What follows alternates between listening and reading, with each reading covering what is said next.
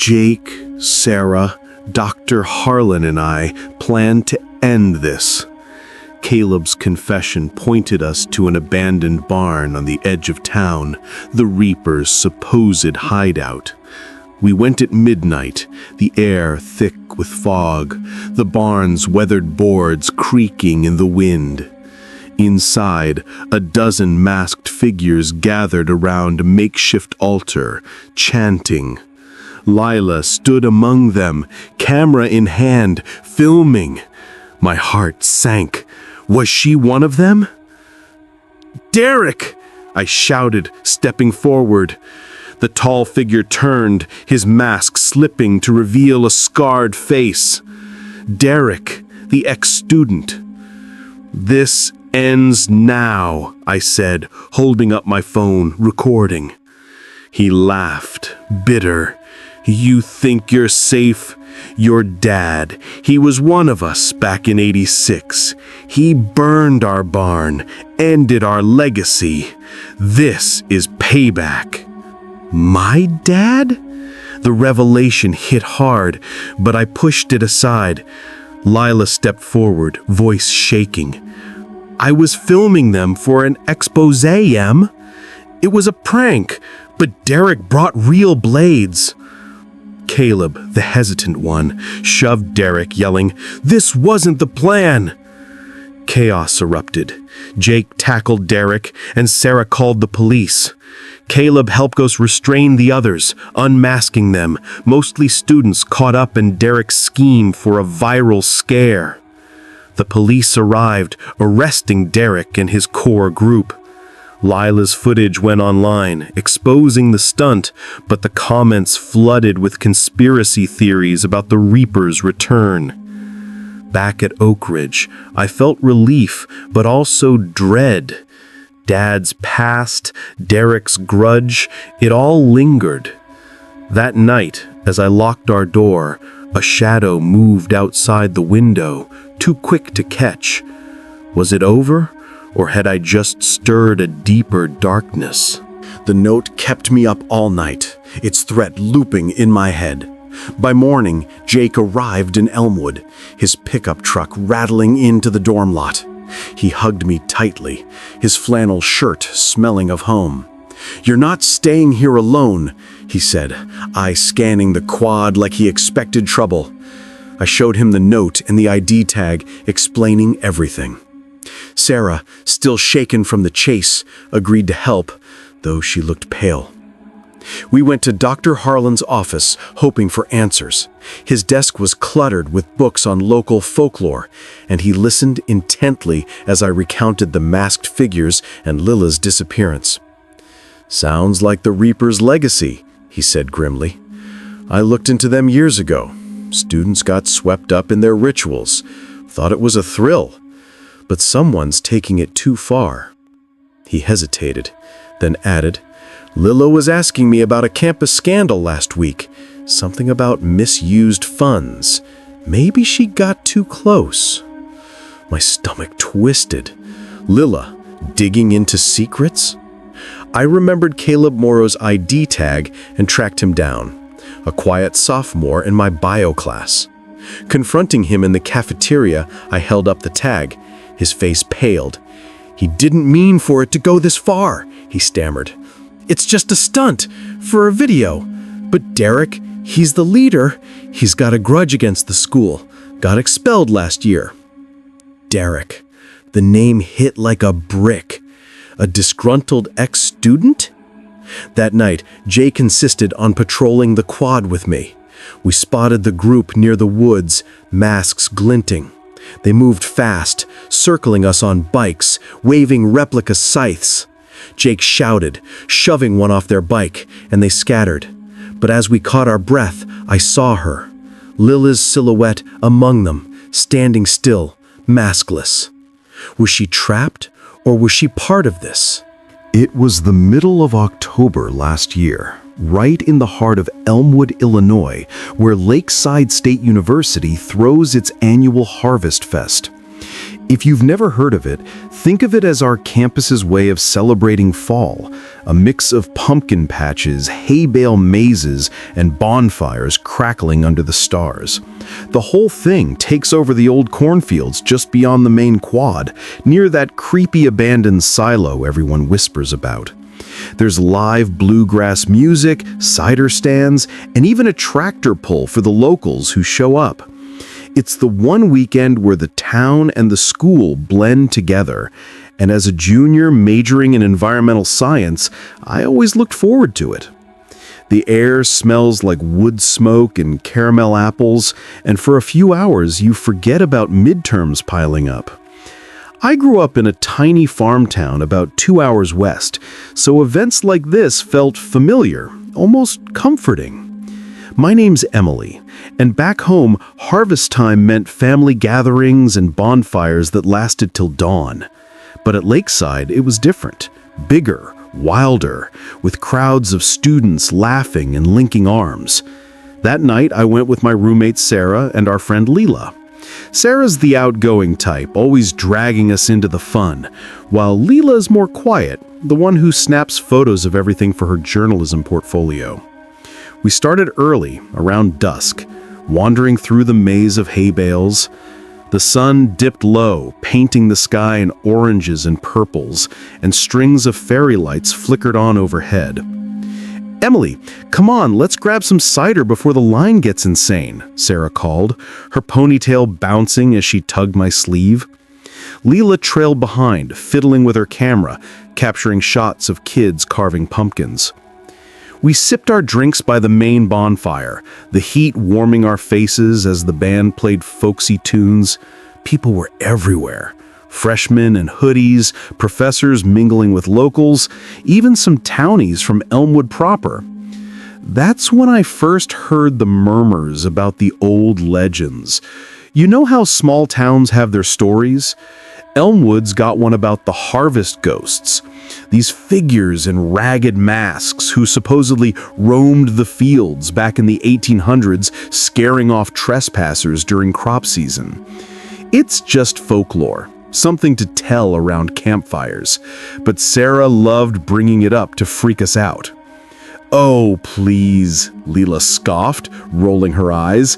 "It's probably just farmers in overalls chasing kids out of their corn. No ghosts here." We laughed it off, but as the night wore on, the crowd thinned a bit. The music wrapped up around midnight, and folks started heading back to dorms or off-campus houses. Leela wanted to stick around for some night shots of the silo. She said the moonlight made it look eerie, perfect for her project. Sarah and I waved her off, promising to text later. "Don't get lost in there," I joked, but she just grinned and disappeared into the shadows of the field. Sarah and I made our way toward Oak Ridge Hall, our dorm on the edge of campus, where the woods creep up close. The path was lit by sporadic street lamps, crunching leaves under our feet. It was peaceful at first, the kind of quiet that follows a big event. But then I noticed them, shapes moving along the tree line. At first, I thought it was just stragglers from the fest, maybe some guys in costumes lingering for laughs. Halloween was close enough that masks weren't unusual, but these weren't fun outfits. They wore dark hoods and crude masks like burlap sacks with jagged eye holes, standing still as statues. "Did you see that?" I whispered to Sarah, nudging her arm. She squinted into the darkness. "Probably just pranksters. Harvest Fest brings out the weirdos.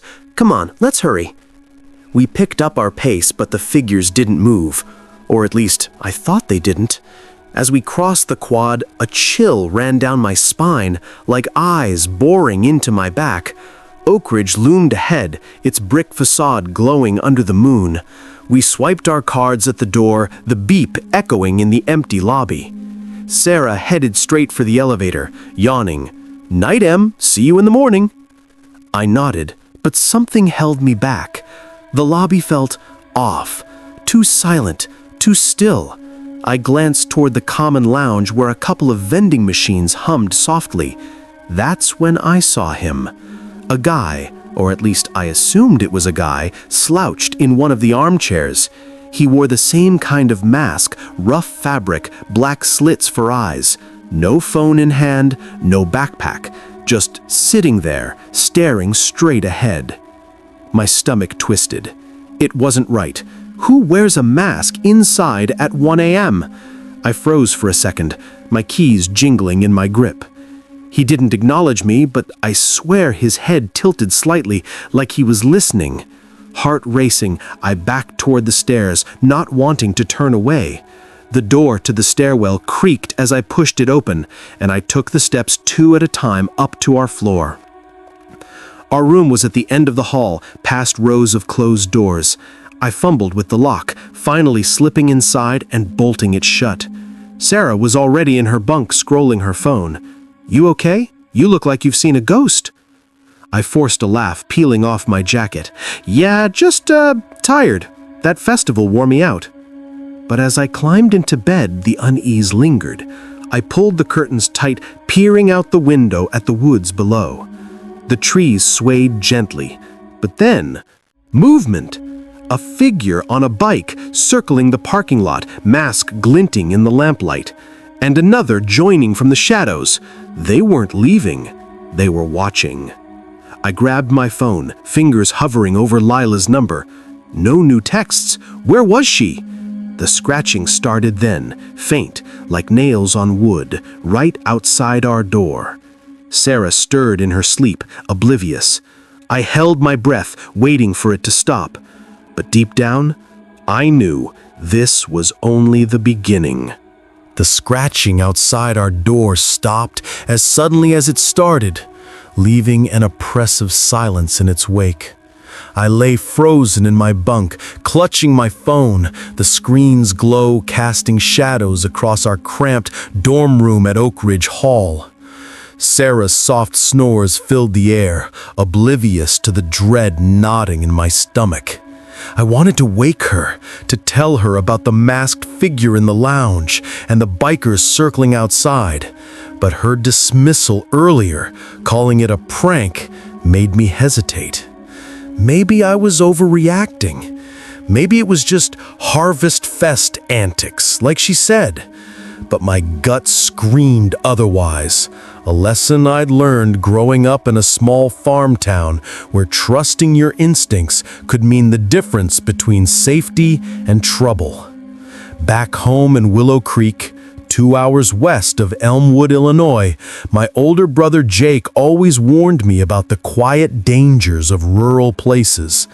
"Towns like ours, Em, they're safe till they aren't," he'd say, recounting stories of vandals or drifters who'd spooked our neighbors.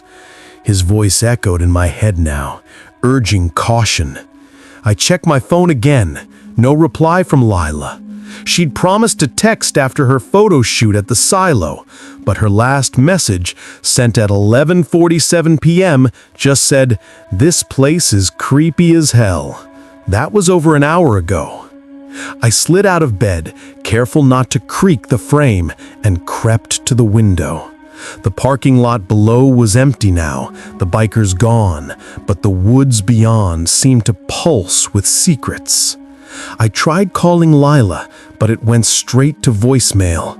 My fingers hovered over Jake's number, but it was 1:30 a.m., and I didn't want to sound paranoid. Instead, I pulled on my hoodie and grabbed my keychain, where a small canister of pepper spray dangled, a gift from Jake when I left for Lakeside State University.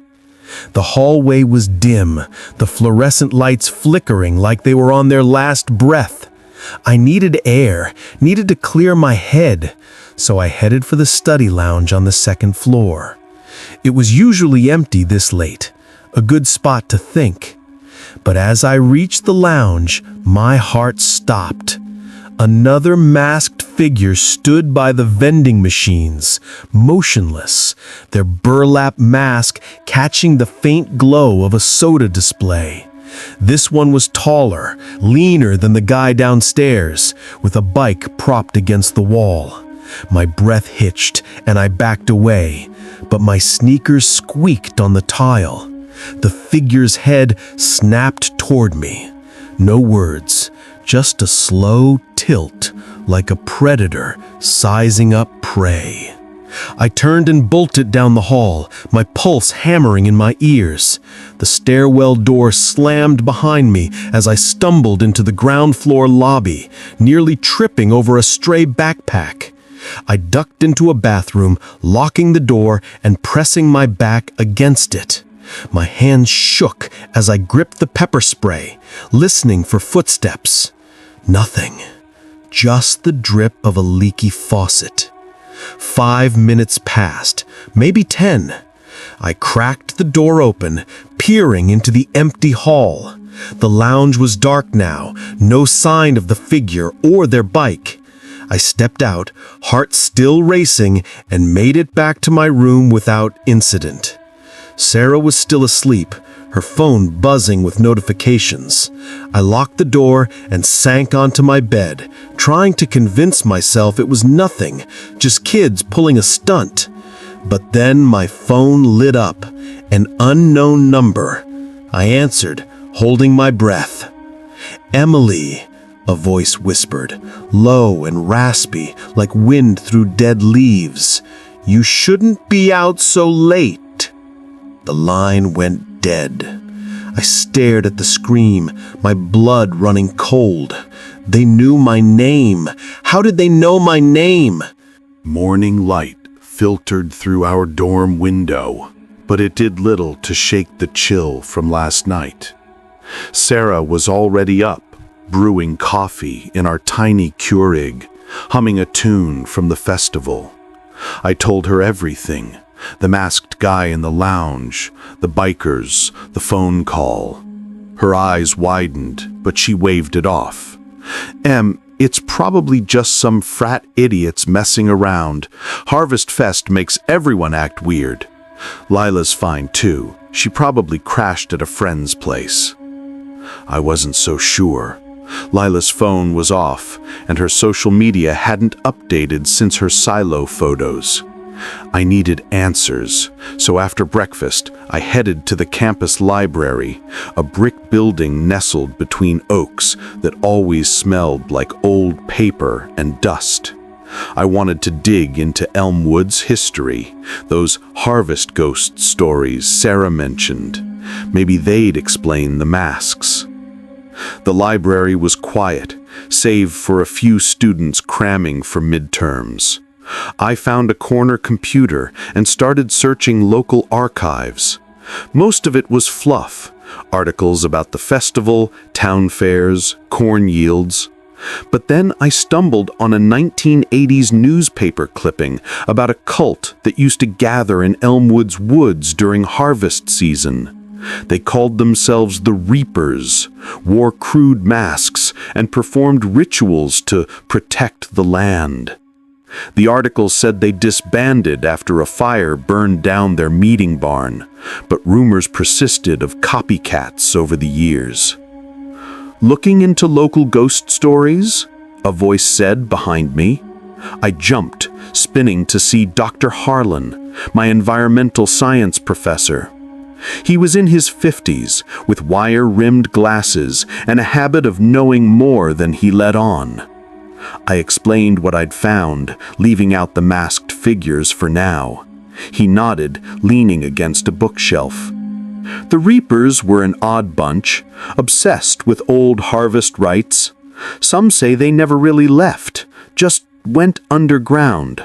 Small towns hold on to their ghosts. I shivered, thinking of the burlap masks. Back at the dorm, Sarah rushed in, holding Lila's phone. "She found it in the quad," she said, voice shaky. "It was under a bench, screen cracked." We powered it on, finding a string of texts to an unknown number. "Stop following me. This isn't funny." The last one, sent at 12:15 a.m., just said, "Help."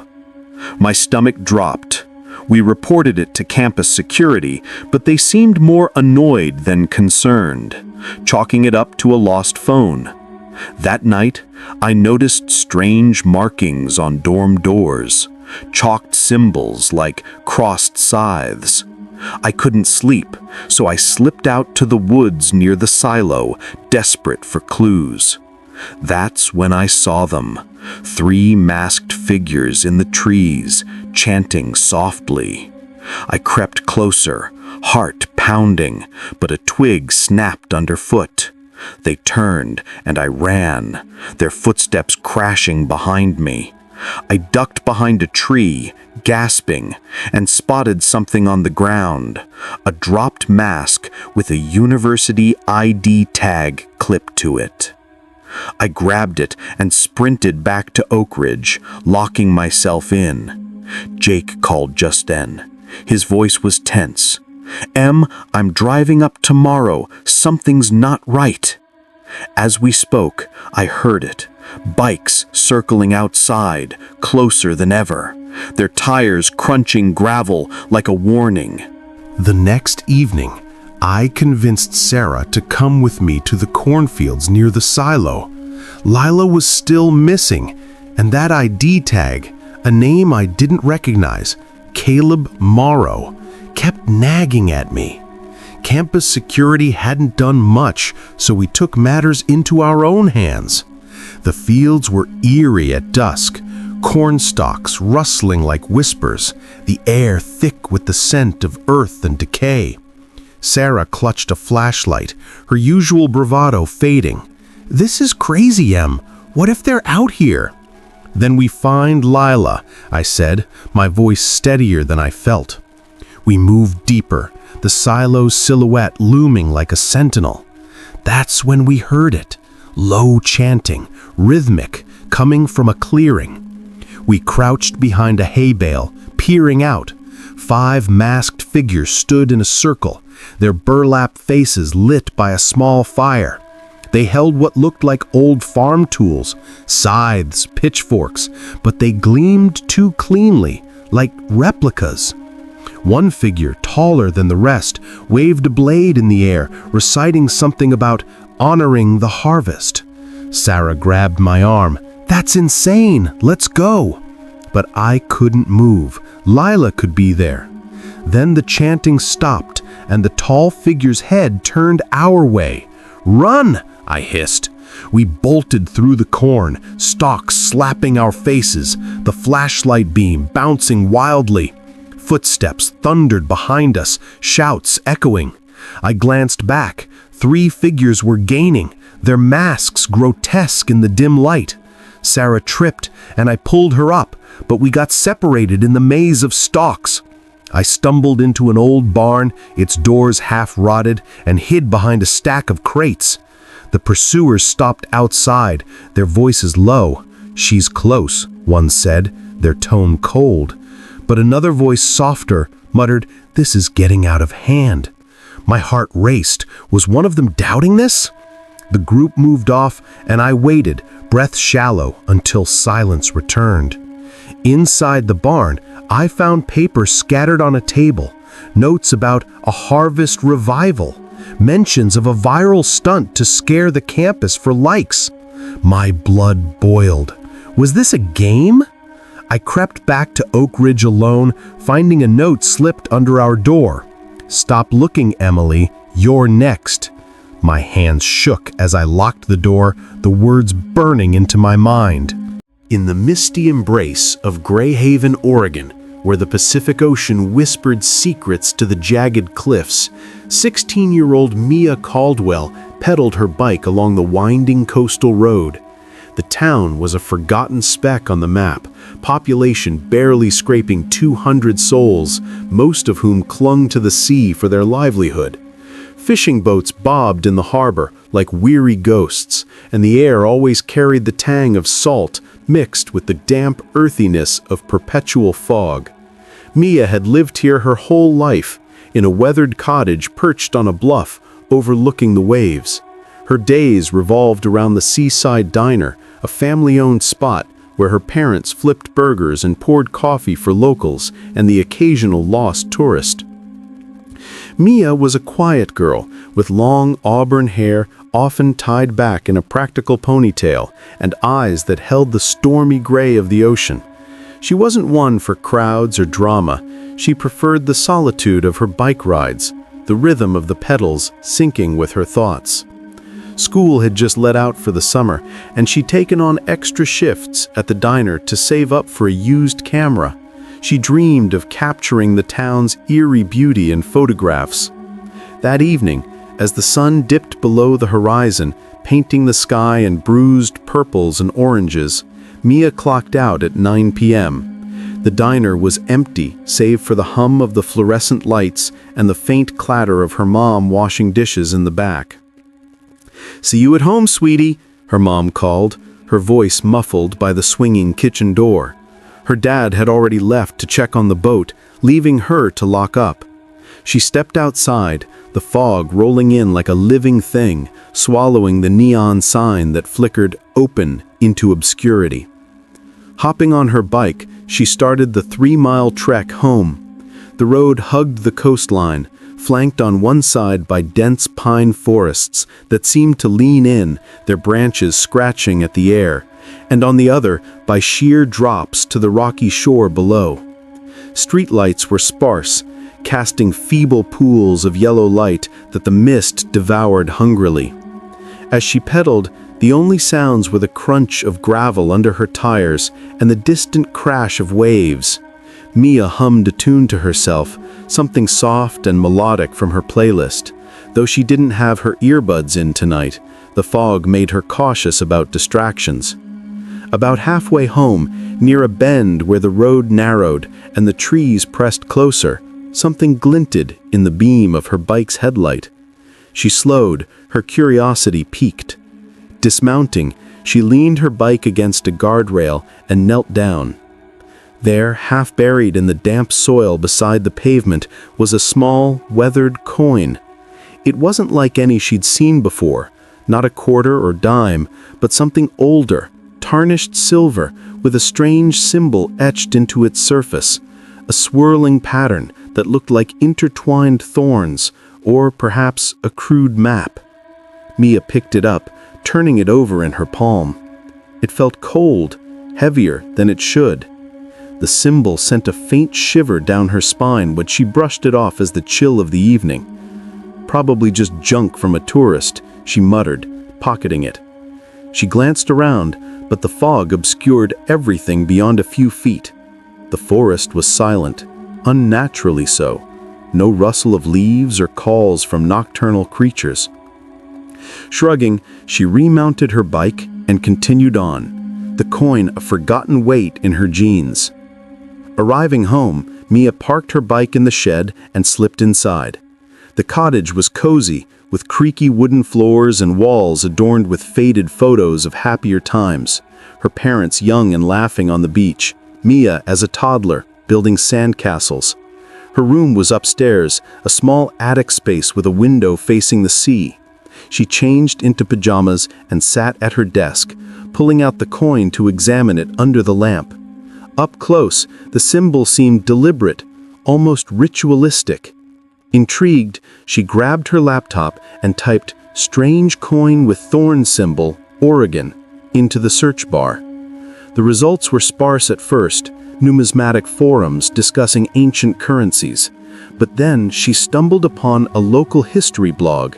It mentioned a legend from Greyhaven's past, the Drifter, a shadowy figure said to wander the coasts in the 1800s, leaving behind cursed tokens for those he marked.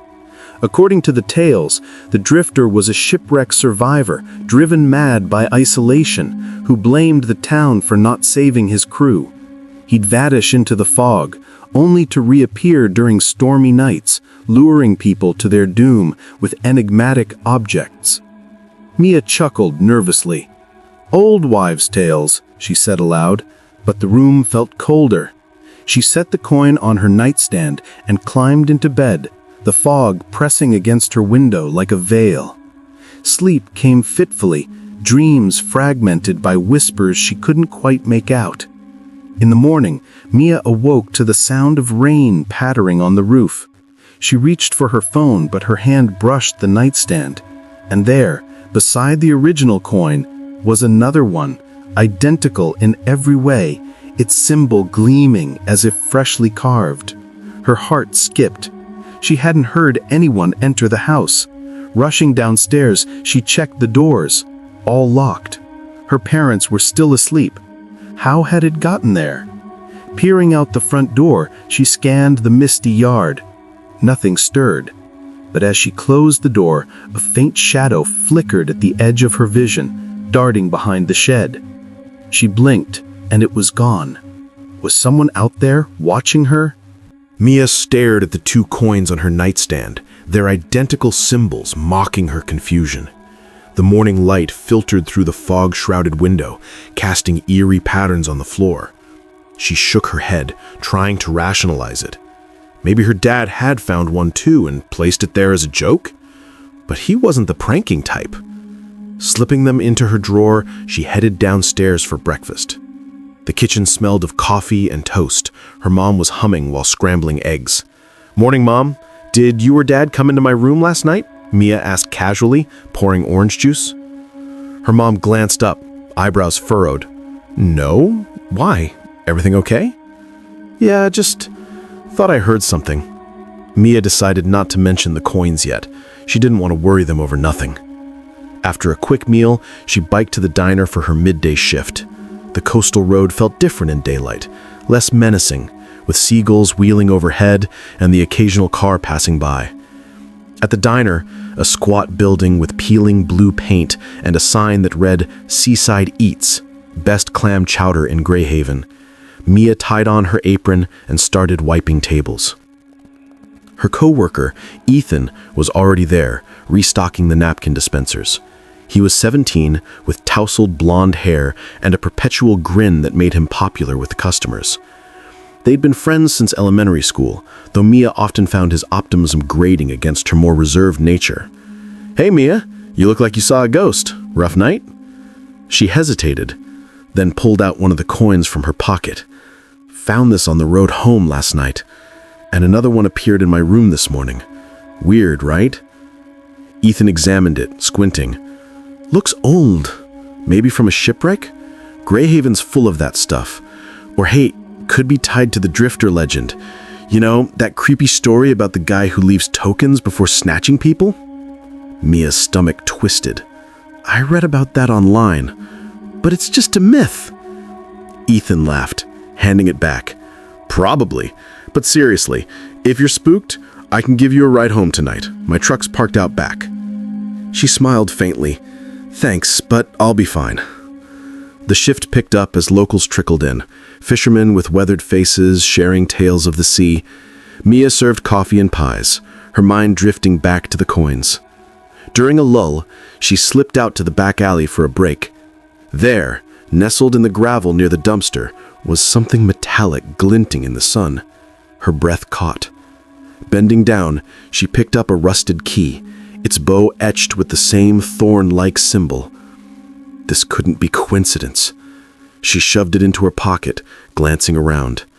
The alley was empty, but the fog lingered at the edges, hiding the forest beyond. Back inside, she showed it to Ethan. "Another one? Okay, that's freaky. Maybe someone's messing with you, like a prank from school? But who? I don't have enemies." Mia's voice trembled slightly.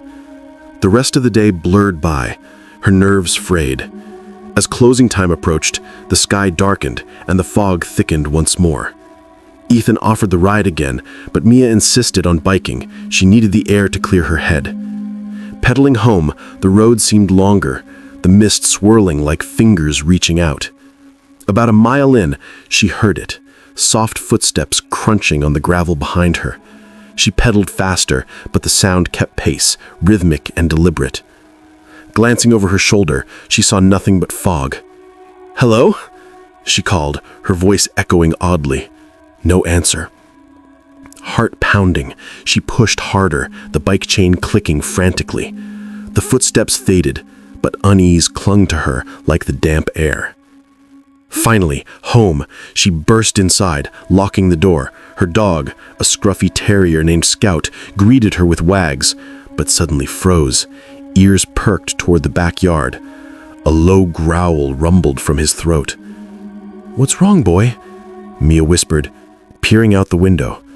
The yard was shrouded in mist, but there, in the soft mud near the fence, was a fresh footprint, larger than hers, boot-shaped, pointing toward the house. She backed away, chills racing up her arms. Scout barked once, sharply. Mia grabbed her phone, debating whether to call her parents, who were still at the diner closing up. Before she could decide, the device buzzed in her hand. An unknown number. The message? A single word. Closer. The word closer stared back at Mia from her phone screen, sending a wave of nausea through her. She deleted the message immediately, as if that could erase the threat. Scout whined at her feet, his eyes fixed on the backyard. Mia double-checked the locks and drew the curtains, but sleep evaded her that night. Every creak of the old house amplified her fears, and she kept the coins and key hidden in her drawer, unwilling to alarm her parents yet. The next morning, Greyhaven was blanketed in a light drizzle, the kind that soaked through clothes without mercy. Mia skipped breakfast and biked straight to the town's library, a quaint stone building nestled among ancient oaks. It was one of the few places in Greyhaven that felt timeless, with shelves groaning under dusty tomes and the scent of aged paper hanging in the air. Mrs. Hargrove, the librarian, greeted her with a warm smile. She was in her 60s, with wire-rimmed glasses and a bun of silver hair, known for her encyclopedic knowledge of local lore. "Mia Cadwell, haven't seen you since last summer's book fair. What brings you in on a dreary day like this?" "I'm researching some old town legends," Mia said, keeping her voice steady. "Specifically, anything about the Drifter." Mrs. Hargrove's expression shifted, a flicker of concern crossing her face. "Ah, the Drifter. Not many ask about that anymore. Follow me." She led Mia to a back room reserved for archives, pulling out a faded file folder labeled Greyhaven Mysteries. Inside were yellowed newspaper clippings from the 1980s, detailing a string of disappearances. One article caught Mia's eye. A 16-year-old girl named Leela Thorne had vanished after finding strange objects, a coin and a key, along the coastal road. The symbol matched the ones Mia had found. "This says Leela was last seen near the old pier," Mia read aloud, "and there were rumors of a drifter leaving cursed tokens as warnings." The librarian nodded gravely. "The case went cold. Some say it was a cult, folks who worshipped the sea or something. Darker. They vanished around the same time. But be careful digging into this, dear. Greyhaven has long memories." Mia photographed the articles with her phone, her mind racing. Was history repeating itself? Back at the diner for her shift, the place buzzed with lunchtime chatter. Ethan noticed her distraction. "You okay?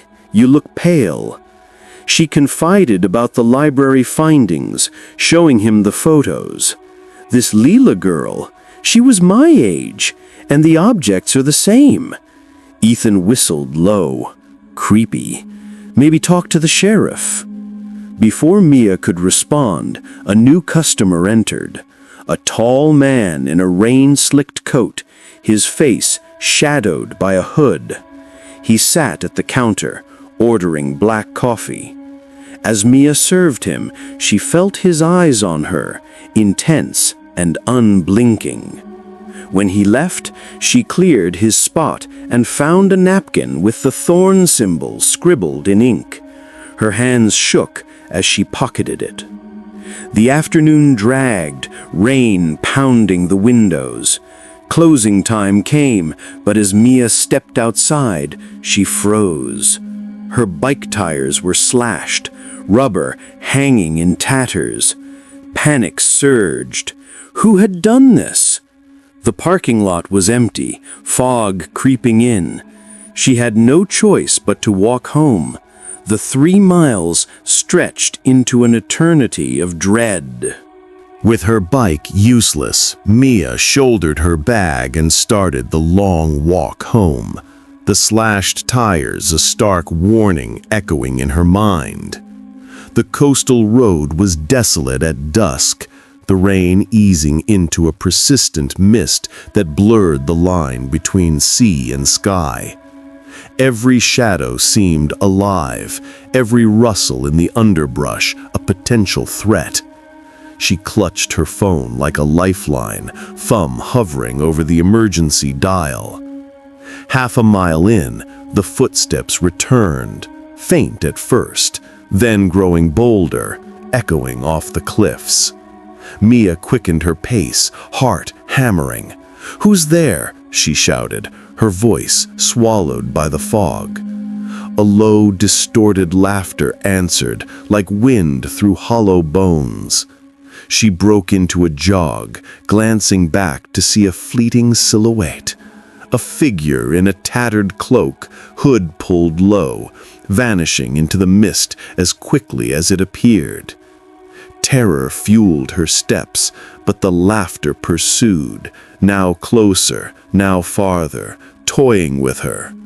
The road curved sharply, and in her panic, Mia stumbled, scraping her knee on the pavement. Blood seeped through her jeans, but she pushed on. Headlights pierced the gloom ahead, a truck cresting the hill. She waved frantically, screaming for help. The vehicle slowed, an older man with a grizzled beard peering out. "You all right, kid?" he asked, rolling down the window. He was a local fisherman, Mr. Harlan, whom she'd seen at the diner. Mia gasped out her story, the footsteps, the laughter, the figure. Harlan's face paled. "Get in. I've heard tales like this before." As they drove, he shared his own encounter. Years ago, he'd found a similar coin on his boat right before his brother disappeared during a storm. They called it the Drifter's Curse, thought it was superstition, but after Jake vanished, I ain't so sure. At Mia's house, Harlan waited until she was inside before driving off. Shaken, she locked up and checked her bag for her notes. Tucked inside was a photo of herself biking home the previous day, taken from afar through the fog. Someone had been watching her all along. The photo trembled in Mia's hands, a violation that made her skin crawl. It was printed on cheap paper, the edges curling, but the image was clear, her on her bike, unaware. She showed it to her parents that night, spilling everything, the coins, the key, the messages, the pursuit. Her mom's face drained of color, her dad paced, muttering about calling the police. But as they discussed, Mia noticed their exchanged glances, heavy with unspoken secrets. "What aren't you telling me?" she demanded. Her dad sighed. "It's nothing, Mia, just old-town nonsense." Unsatisfied, she retreated to her room, Scout at her heels. The articles from the library nagged at her. Leela Thorne's disappearance linked to the diner somehow. Her family had owned it back then. A clue in one clipping mentioned an abandoned pier where Leela was last seen. The next day, after a tense shift where Ethan promised to watch her back, Mia biked to the pier at twilight. The structure was decrepit, planks rotting into the sea, fog wrapping it like a shroud. Exploring, she found a hidden alcove beneath the boards, a makeshift shrine of objects, coins, keys, napkins with symbols. Her breath caught. Then a voice from the shadows. "You found my collection. Now repay the debt." The figure emerged, cloaked, face obscured. But the voice...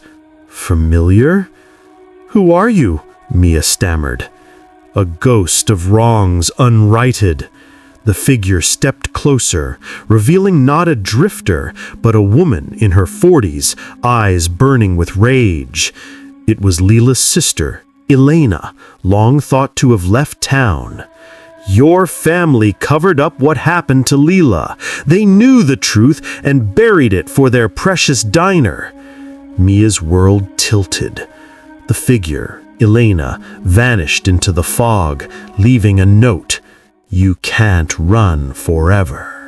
Elena's words haunted Mia as she raced home from the pier, the note crumpled in her fist. Confronting her parents that night, she laid out the evidence, the shrine, the identity. Tears streamed down her mom's face. "We didn't mean to hurt anyone," she confessed. 20 years ago, Lila had discovered the diner's owners, Mia's grandparents, were involved in smuggling, using the pier. Lila threatened to expose them. In a panic, they paid off a drifter to scare her away. But things went wrong. Lila fell from the cliffs, an accident covered up. Elena, seeking revenge, had returned, using the legend to terrorize Mia, the next generation. "She wants us to pay," her dad said. At the diner the next day, Mia spotted Elena among the customers. Confronting her in the alley, Elena revealed her plan: expose the cover-up unless the family left Greyhaven.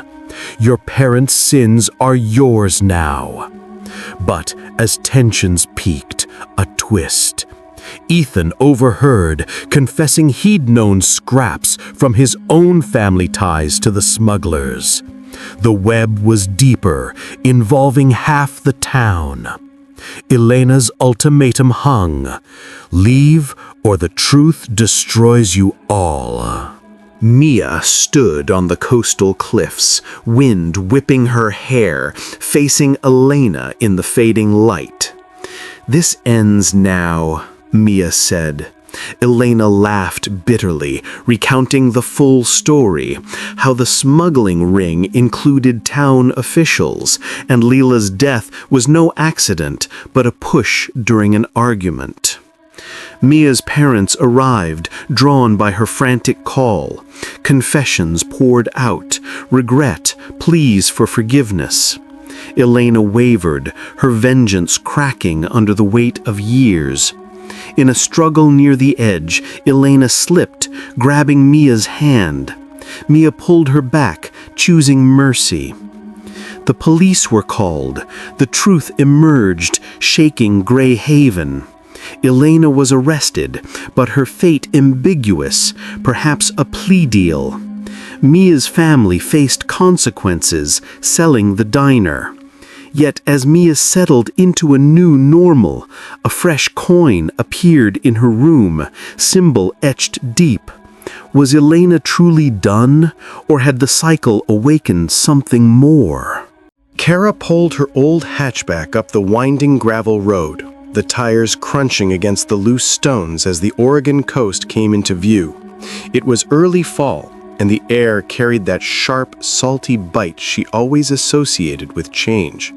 At 20, she was in her second year at art school in Seattle, sketching dreams of galleries and freedom.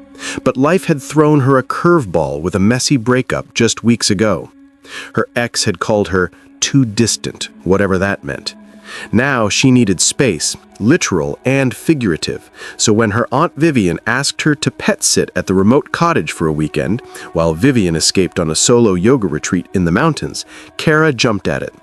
"It'll be good for your inspiration," Vivian had said over the phone, her voice warm but laced with that familiar hint of mystery. Kara figured the quiet would help her fill her sketchbook with crashing waves and twisted driftwood.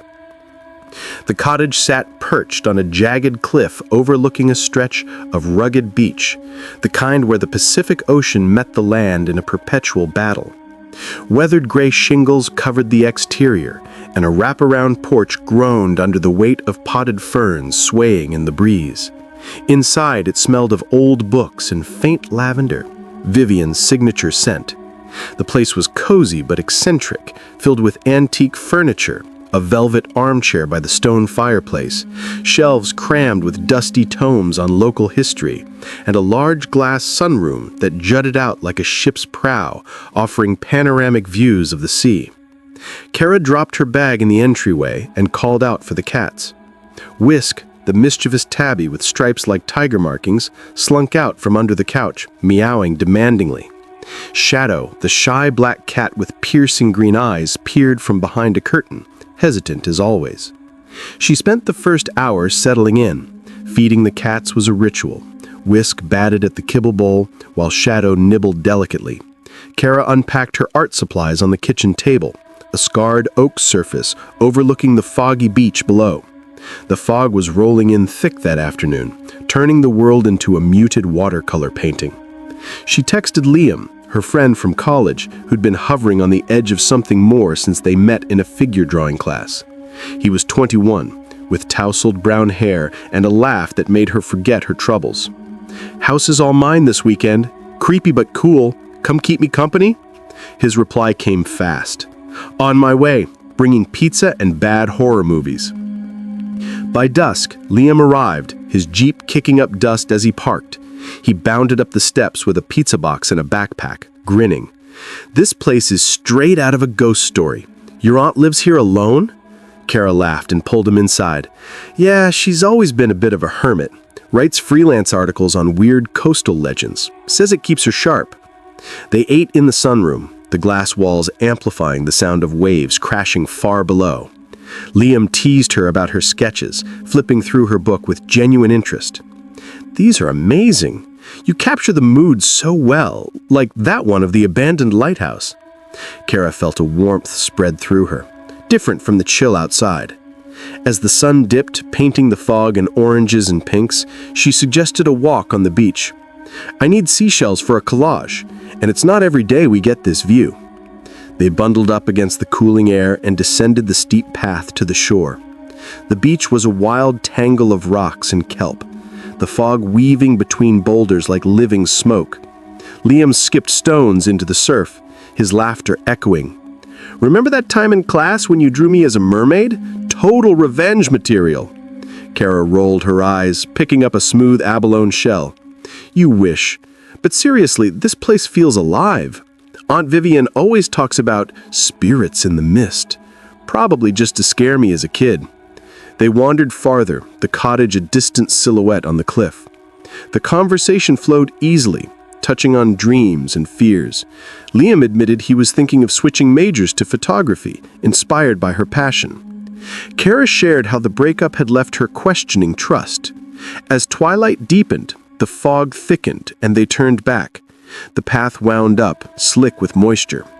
Halfway there, Kara glanced at the cottage, its windows glowing faintly from the lamps she'd left on. Then she froze. In the upstairs window, the guest room she hadn't even entered yet, a light flickered erratically, like a candle being carried by an unsteady hand. It paced back and forth, casting long shadows on the curtains, but the house was empty. No one else had a key. Liam noticed her stiffness. "What's wrong?" She pointed, whispering, "Look, up there. Someone's moving inside." Kara's heart hammered as they scrambled up the remaining path, the fog clinging to their clothes like cold fingers. Liam grabbed her hand, his grip firm. Probably just the cats knocking something over. Or a timer on the lights? But his voice lacked conviction. They reached the porch, and Kara fumbled with the key, the metal cold against her palm. Inside, the warmth hit them like a wall, but it did little to dispel the chill in her spine. The entryway looked unchanged, coats on hooks, boots by the door. Whisk greeted them with a rub against her leg, but Shadow was nowhere in sight. They moved cautiously into the kitchen. Everything seemed normal at first. The pizza box still on the counter, half-eaten slices congealing. But then Kara noticed the book on the table, one of Vivian's old volumes on shipwrecks along the coast, flipped open to a page about an infamous wreck from the 1920s where survivors spoke of ghostly figures luring boats to rocks. "I didn't leave this here," she murmured. Liam scanned the room, his eyes narrowing. Next, in the dining area, a chair was pulled out slightly, as if someone had sat there briefly, contemplating the view. And near the back door, a faint, muddy smudge marred the floorboards. Not from their shoes. Theirs were dry. "Let's check upstairs," Liam suggested, grabbing a heavy flashlight from the utility drawer. Kara nodded, her mind racing. She remembered Vivian's vague warnings before leaving. "The coast has its old ghosts, dear. Just lock up tight." At the time, it sounded like eccentric ant talk, but now they ascended the creaky stairs, each step amplifying their breathing. The guest room door was ajar, though Kara's sure she'd closed it. Inside, the bed was untouched, but a drawer in the nightstand hung open. Rifling through, she found an old envelope, yellowed with age, addressed to Vivian from someone initialed R. The letter inside was cryptic. "You think the past stays buried? Tides bring everything back." Her hands trembled as she showed Liam. "Who's R?" he asked, his protective instinct kicking in. He positioned himself between her and the door. Kara shrugged. "No idea. Aunt Vivian was a journalist back in the day, exposed some local scam involving fishermen faking catches for subsidies or something. Made enemies, I guess." They searched the other rooms, Vivian's bedroom with its quilted bed and sea glass collection, the bathroom with foggy mirrors. No one. But then, a soft thump echoed from above. The attic? Liam shone the light up the pull-down ladder. "Cats?" Kara whispered. Whisk was downstairs, but Shadow could be sneaky. Outside, the wind picked up, heralding an approaching storm. Thunder rumbled distantly, and Kara's phone buzzed. Spotty service, but a text from a neighbor? No, it was the weather alert. Heavy rains incoming, possible flooding on roads. "Great," Liam muttered, trapped in a haunted house. They returned to the sunroom, brewing tea to steady nerves. The hot mugs warmed their hands as they sat close, the glass walls now a barrier against the darkening world. Liam shared a story from his childhood about a creepy cabin his family rented, lightening the mood. Kara leaned into him, feeling a spark amid the fear. "Thanks for coming. I couldn't do this alone." As midnight approached, they barricaded in the living room, couches pushed against doors. Sleep evaded them, the storm's first drops pattering on the roof. Then, Kara jolted awake from a doze. Scratching sounds from overhead, like nails on wood. Not the cats, they were curled nearby. She nudged Liam. "Attic. Something's up there." He nodded grimly, and they approached the ladder. Pulling it down, a draft whispered down, carrying dust and secrets. The door at the top creaked open just a sliver, as if inviting them in. The attic stairs groaned under their weight as Kara and Liam ascended, the flashlight beam cutting through cobwebs like a knife. The space was a time capsule, stacked boxes labeled in Vivian's neat script, old trunks coated in dust, and a single bulb swaying from a cord. Kara pulled the chain, flooding the room with dim yellow light. "What was that scratching?" Liam whispered, scanning for movement. A shadow darted out from behind a crate, hissing before bolting downstairs. "Just the cat," Kara sighed, relief mixing with lingering unease. But as they poked around, curiosity took hold. One box caught her eye, marked Archives. Inside were newspaper clippings, yellowed and brittle. Headlines screamed, "Journalist uncovers fraud in coastal fishing empire," and "Locals outraged as scheme exposed." Vivian's byline was prominent, detailing how a group of fishermen had inflated catches with illegal imports, defrauding government grants. Photos showed angry men at docks, one in particular, a burly figure with a scarred face, glaring at the camera. "This must have been huge," Liam said, reading over her shoulder. "Your aunt took down some powerful folks." Kara nodded, a knot forming in her stomach. Flashbacks hit her. Childhood summers here, Vivian spinning tales by the fire, but always deflecting questions about her work. "Family secrets stay in the fog," she'd say with a wink. Their phones buzzed, service flickering back. An unknown number called. Kara answered hesitantly. "This is Harlan down at the harbor. Vivian asked me to check on the place if storms hit. You folks all right up there?" The voice was gruff, like gravel under boots. Kara glanced at Liam. "We're fine, thanks. Any issues in town?" Harlan chuckled oddly. "Just the usual beach wanderers after storms. Scavengers picking through wreckage. Stay off the shore at night." He hung up abruptly, leaving Kara unsettled. "Who's Harlan?" Liam asked. "Some local fisherman, I think.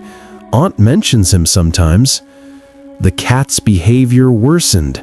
Whisk paced restlessly, while Shadow hissed at empty corners, fur bristling. "They're sensing something," Kara said. Liam suggested leaving, but the storm raged now, rain lashing the windows like accusations. Roads would be impassable.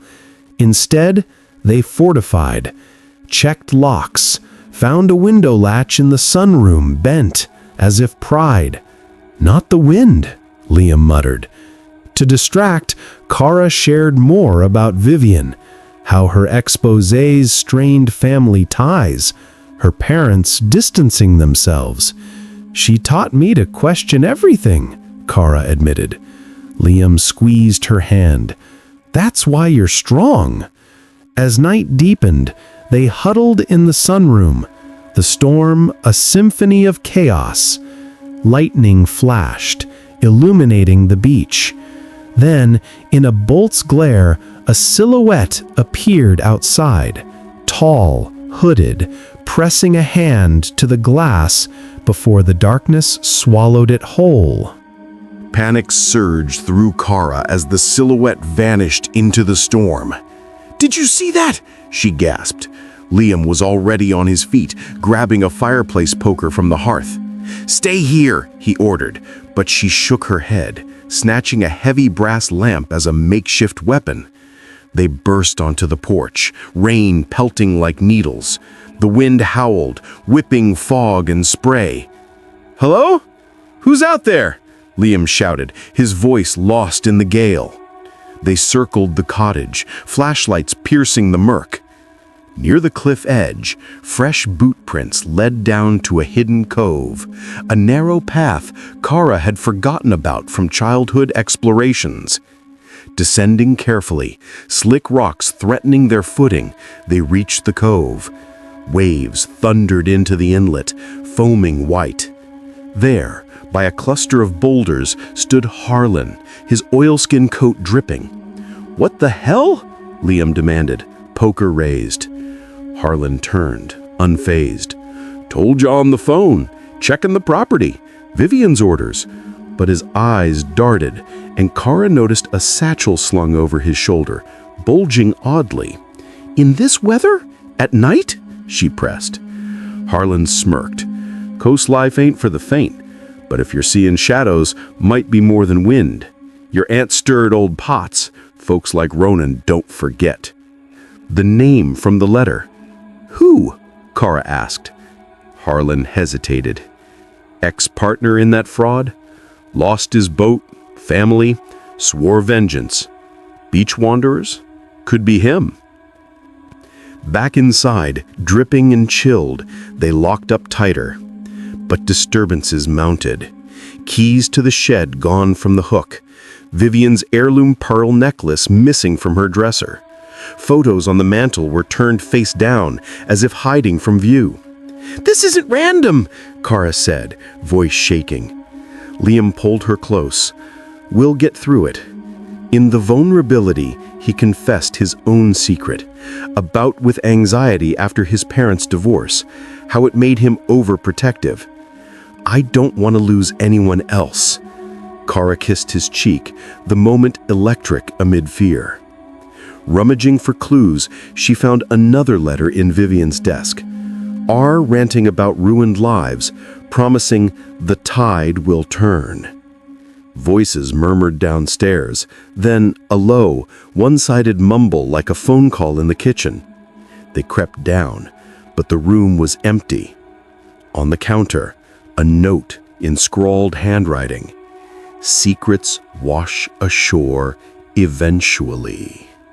The note trembled in Kara's hand, ink smudged by rain perhaps.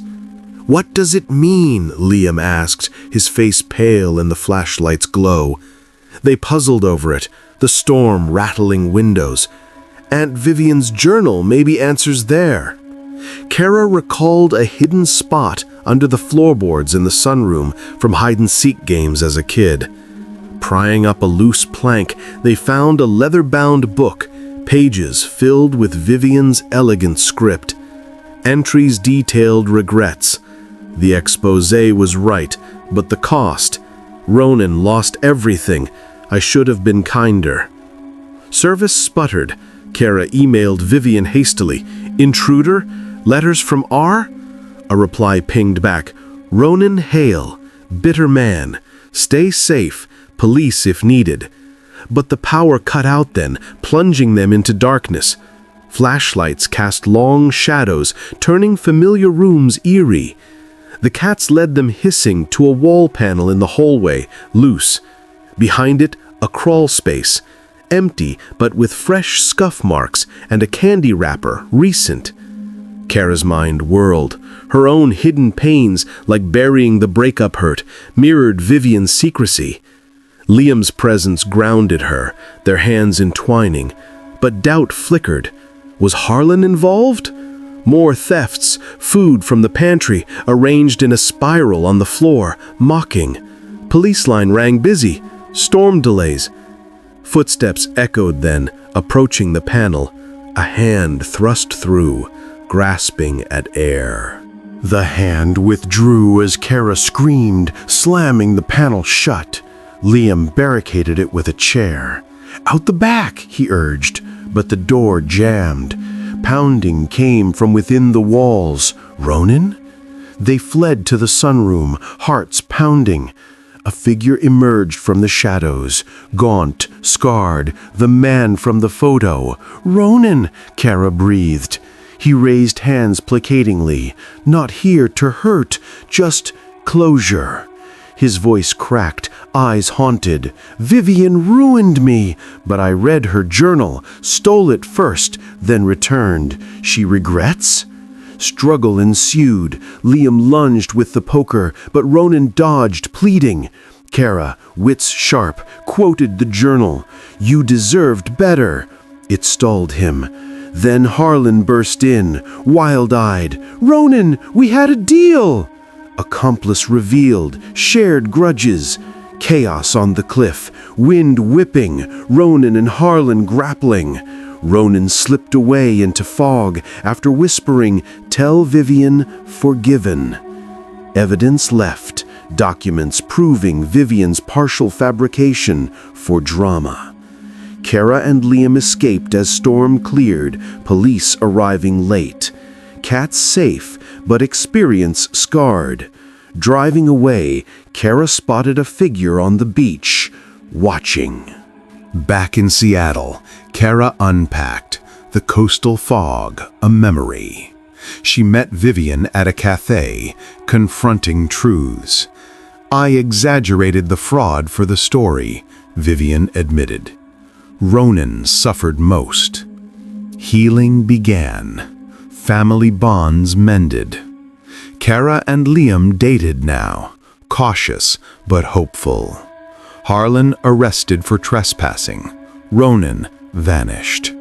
Yet in her pocket, a seashell etched with R whispered unresolved threats.